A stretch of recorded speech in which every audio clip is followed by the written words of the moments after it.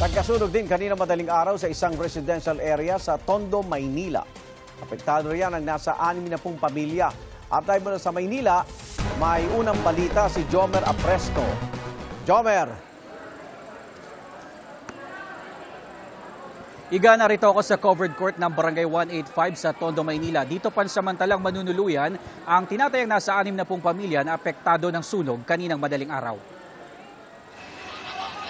Ganito kalaking apoy ang gumising sa mga residente ng Barangay 185 sa Gagalangin sa Tondo, Maynila, pasado alas 4 na madaling araw kanina. Ang 24 anyos na si Rogi nabigla raw kaya hindi na siya nakapagsalba ng kahit anong gamit. May naamoy yung mga kapatid kong dalawang babae na usok, sunog. Kinatok ako sa baba, so nagising agad ako.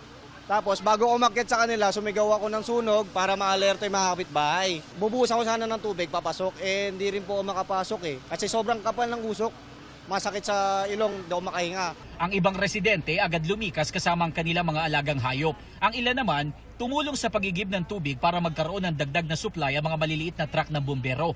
Ayon sa Bureau of Fire Protection, umabot sa ikatlong alarma ang sunog na tumagal na mahigit 1 oras bago naapula bandang alas 5:30 ng umaga.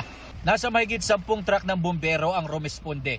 Walang napaulat na nasaktan o namatay dahil sa sunog. Patuloy na inaalam kung magkano ang halaga ng napinsalang ari-arian at ang sanhi ng apoy. Ang mga apektadong residente pansamantalang dinala sa covered court ng Barangay 185. Ayon sa Manila District Social Welfare and Development, nasa 60 pamilya ang apektado ng sunog. Na pong hot meals na papunta. Pero sa ngayon po, nakapagbigay na rin ng tubig po. May mga modular tent na rin po na papunta na rin. Hintay lang din po, maklear po itong covered court.